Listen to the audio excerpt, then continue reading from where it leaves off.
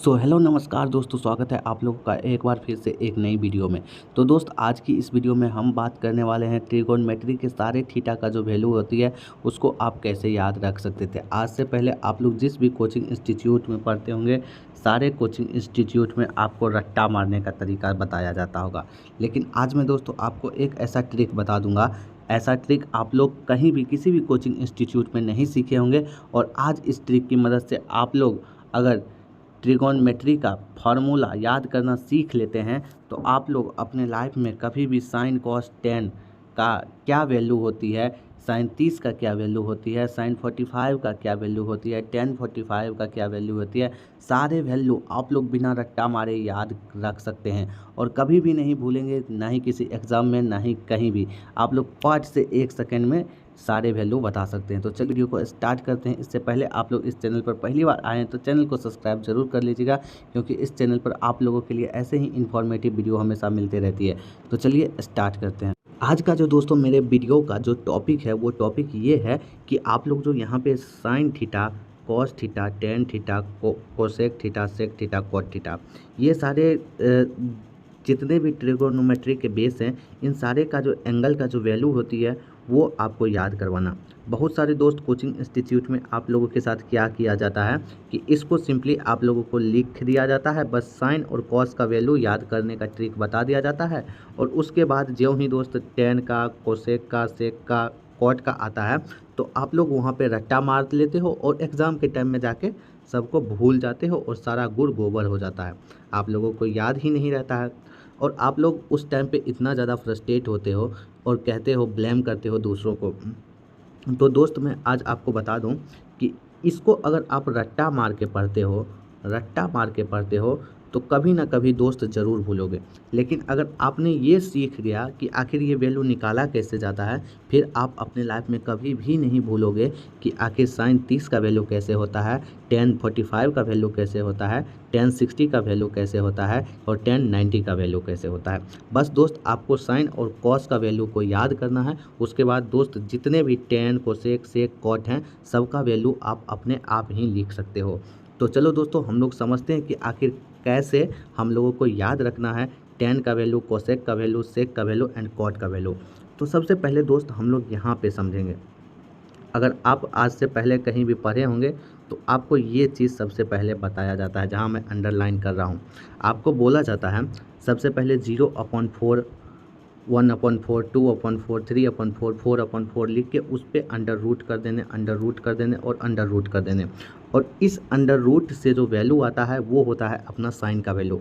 और आपको बोला जाता है जो साइन का जो वैल्यू होता है वही सेम इट इज़ उल्टा होता है कॉस का वैल्यू। जैसा कि आप लोग यहाँ भी देख रहे होंगे, यानी कि साइन 90 का जो वैल्यू होता है वो इक्वल टू होगा कॉस 0 का वैल्यू, और साइन 60 का जो वैल्यू होता है वो इक्वल टू होगा कॉस 30 का वैल्यू। तो आप लोग ये चीज़ पहले से समझ चुके होंगे। तो आपको आखिर दिक्कत कहाँ आती है? तो आपको दिक्कत जो आती है दोस्तों वो आती है टेन के बाद वाला वैल्यू में। टेन के बाद अगर आप लोग जो वैल्यू लिखते हो उसके बाद आपको दिक्कत का सामना करना पड़ता है।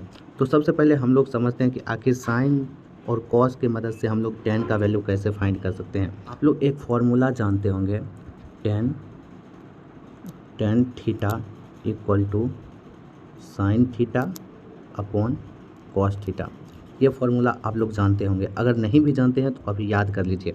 चलिए आगे देखते हैं। अब हम लोग को साइन और कॉस के वैल्यू से निकालना है टेन का वैल्यू। तो यहाँ पे आप लोग एक चीज़ गौर करके देख सकते हो, वही फार्मूला पे आप लोग अप्लाई करोगे। मान लीजिए कि हमको अभी निकालना है टेन 30 का वैल्यू, टेन 30 का वैल्यू। आप लोग ध्यान से समझिएगा तभी आप लोग समझ पाइएगा। टेन 30 का वैल्यू निकालना है तो हम लोग उसी फार्मूला पे पुट करेंगे साइन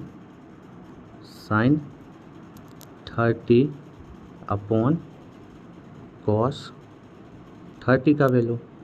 आप लोग ऐसे नहीं निकालना है ना। तो सिंपली यहाँ पे अपने पास साइन 30 का वैल्यू अगर आप लोग यहाँ पे टेबल में देखते हो तो अपने पास है 1/2। तो हम लोग सिंपली यहाँ पे पुट कर देते हैं साइन 30 का वैल्यू 1/2, फिर अपॉन देना है। उसके बाद फिर से आप लोग यहाँ पे देखो कॉस 30 का वैल्यू कितना है। कॉस 30 का वैल्यू है √3/2। तो आप लोगों को क्या करना है कि यहाँ पे √3/2।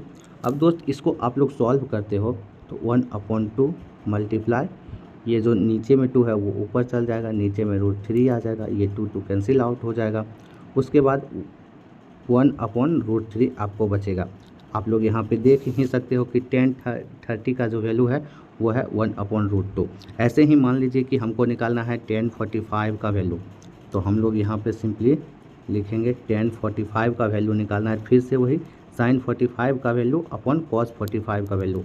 आप लोग बस साइन और कॉस को याद कीजिए, उसके बाद सारा वैल्यू आप लोग खुद से फाइंड आउट कर सकते हैं। तो सिंपली हम लोग यहाँ लिखते हैं 10/45 का वैल्यू अगर निकालना है तो साइन 45 का वैल्यू अपॉन cos45 का वैल्यू, ये चीज़ डालना है। तो फिर से आप लोग यहाँ पे टेबल में आइए और देख लीजिए कि यहाँ पे sin45 का वैल्यू है 1/√2 और cos45 का वैल्यू है 1/√2। तो सिंपली यहाँ पे डालिए साइन का वैल्यू है 1/√2 और cos45 का भी वैल्यू है 1/√2।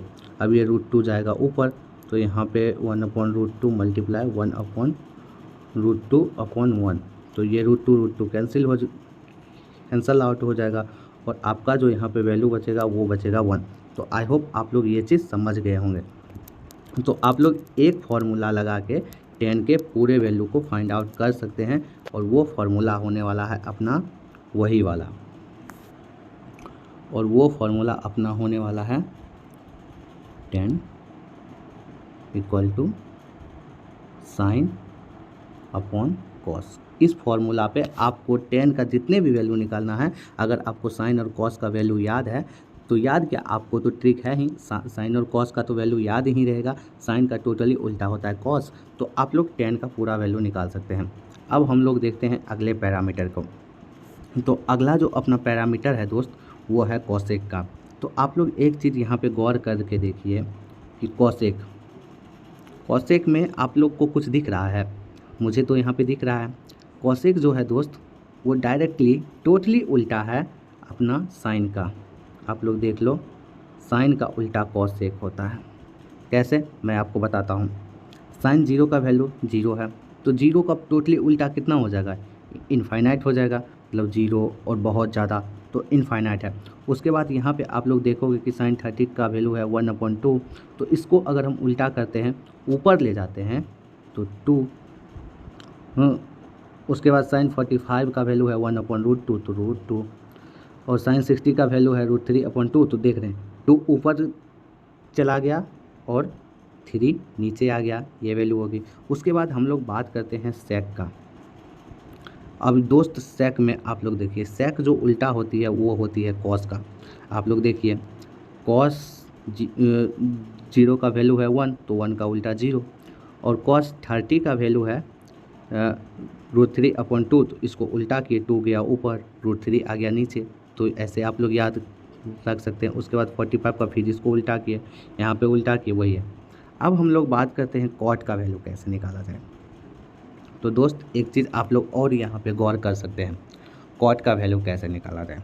तो दोस्त कॉट का वैल्यू का फॉर्मूला होता है कोसेक अपॉन सेक। अगर आप लोग कोसेक अपॉन सेक लगाते हैं, ये वाली फॉर्मूला यहाँ पे मैं आपको लिख देता हूँ, कॉट = कोसेक अपॉन सेक। इस फॉर्मूला पे अगर आप लोग वैल्यू लगाते हैं तो आपको कॉट का वैल्यू निकल जाएगा। जैसे कि हम लोगों को यहाँ पे फाइंड करना है कॉट 30 का वैल्यू, तो हम लोग यहाँ पे लिखते हैं कॉट 30 का वैल्यू हम लोग यहाँ पे फाइंड कर लेते हैं। कॉट 30 का वैल्यू यहाँ पे फाइंड करना है, तो हम लोग यहाँ पे देख लेते हैं कॉसेक 30 का वैल्यू कितना है। कॉसेक 30 का वैल्यू है 2 और सेक का वैल्यू है 2/√3। सेक का वैल्यू है 2/√3। आप लोग टोटल पहले से उसको याद कर लीजिए, उसके बाद आप लोग कर ही सकते हैं। उसके बाद में हम लोग यहाँ पे फॉर्मूला लगाते हैं 2/√3। तो यहाँ पे अगर इक्वल टू करते हैं 2/1, √3 चला जाएगा ऊपर, यहाँ पे 2 कैंसिल आउट, √3 आ गया। तो बेसिकली यही दो फार्मूला आपको यूज करना है और यूज करके आपको सारा वैल्यू फाइंड आउट कर लेना है। तो होप करता हूँ कि वीडियो आपको अच्छी लगी होगी, तो लाइक कर दीजिएगा, कमेंट कर दीजिएगा और शेयर ज़रूर कर दीजिएगा।